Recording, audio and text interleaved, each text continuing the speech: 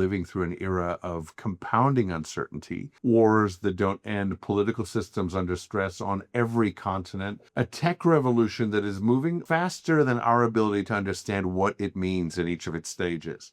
Climate shifts, economic anxiety, the grinding sense that the ground beneath our feet, the ground we thought we understood, is no longer where we left it. And underneath all of that, a question that almost no one is saying out loud, asking out loud, is it actually supposed to feel this way?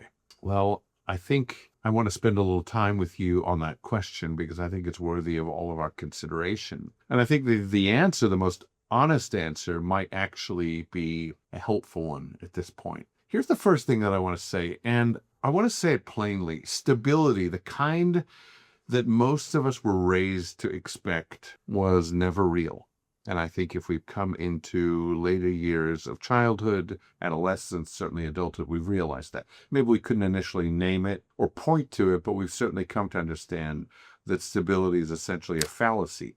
I know it sounds alarming, but stay with me. In biology, in ecology, in physics, in every domain where scientists study living systems, the baseline condition of existence, like in your body, this ecosystem that you are, is in flux. It's constantly changing. Your own body is proof right before your eyes when you stand in the mirror. Right now, as you're listening to me, your cells are dying and regenerating. Your heartbeat even, which we assume is a constant, a metronome, fluctuates constantly in tiny, imperceptible ways. They say that the healthiest hearts actually have the most variability, not the least. Cardiologists call this heart rate variability, and it turns out that rigidity, not chaos in that aspect of our being, is a warning sign.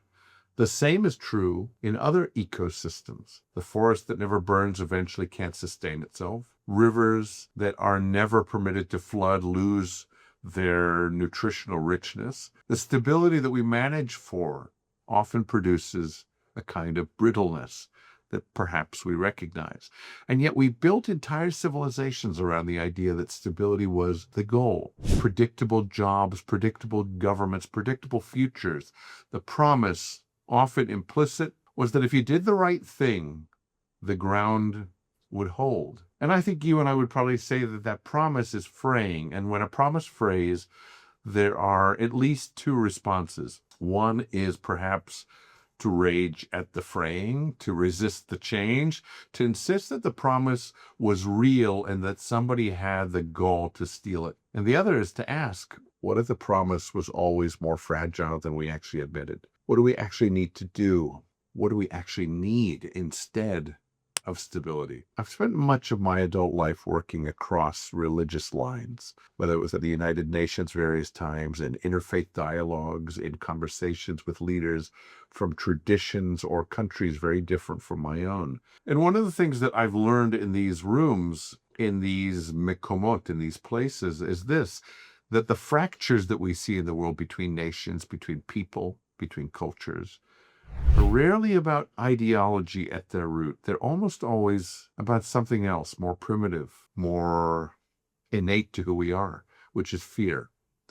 Fear of erasure, fear of powerlessness, fear that the future will not have room for us. And fear, as you and I know, when it goes unnamed, becomes contempt. Contempt, when it goes unchallenged, morphs into violence. And here's where I think each of us has more power than we often claim. We can't stop a war from our living rooms, and I'm not going to insult you with that kind of simplicity, but we can choose how we metabolize the fear that we consume. We can choose whether the uncertainty we absorb from the news that we read and hear and scroll and see and take in and digest becomes contempt toward the people nearest to us, or whether it becomes a kind of humility, a kind of new attention, the decision to actually listen before we draw a conclusion about other people, about answers, about solutions, about complexities. In ancient days, we had writings called the Psalms, and the Psalms were these beautiful sacred poems, among other things.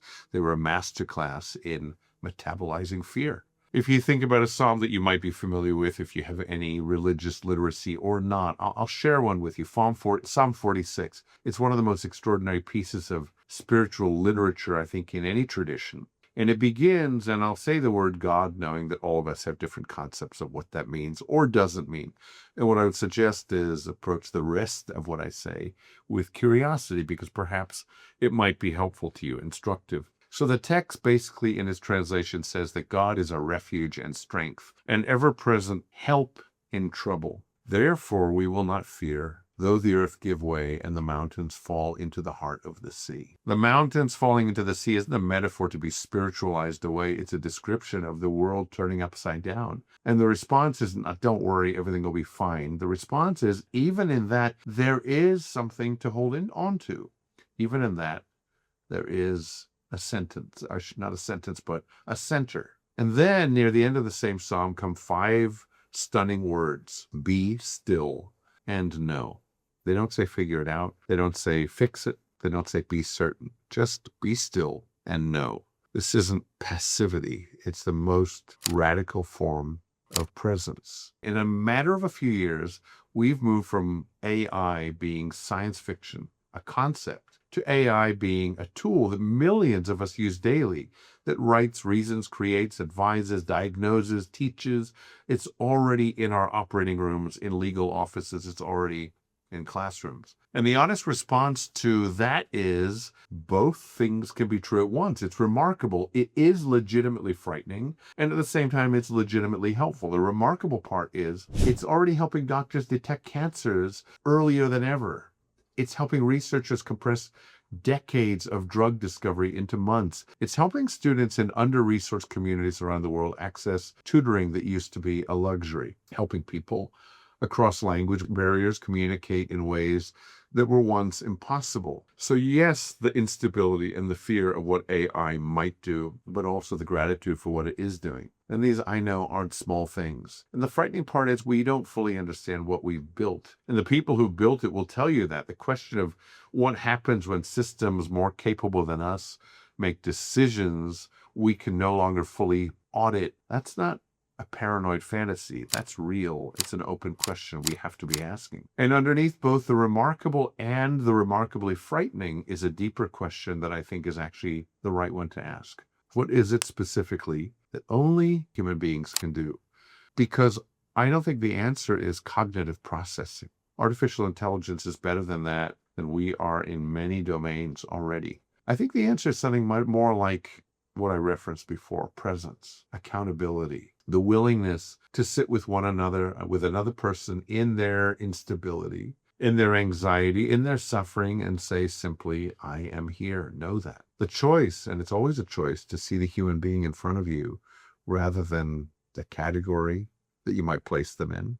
There's a concept in Jewish thought called Tselem Elohim. It means the image of the divine. The idea that every human being, regardless of origin, identity, language, culture, carries within them a spark of the irreducible, something that cannot be replicated, something that demands to be met and seen, not processed. AI can't do that, not because it isn't intelligent in its own way, but because it isn't us, it isn't human. The uncertainty that AI introduces into the professional lives, into the creative lives, even our sense of what our contribution means in this world, that's real. And I'm not attempting to dismiss that, but I think the answer to that uncertainty is not to resist the technology, not to be naive about it either. The answer is to get clearer with more intention than ever before about what it means to be fully human, about what we bring that cannot be automated.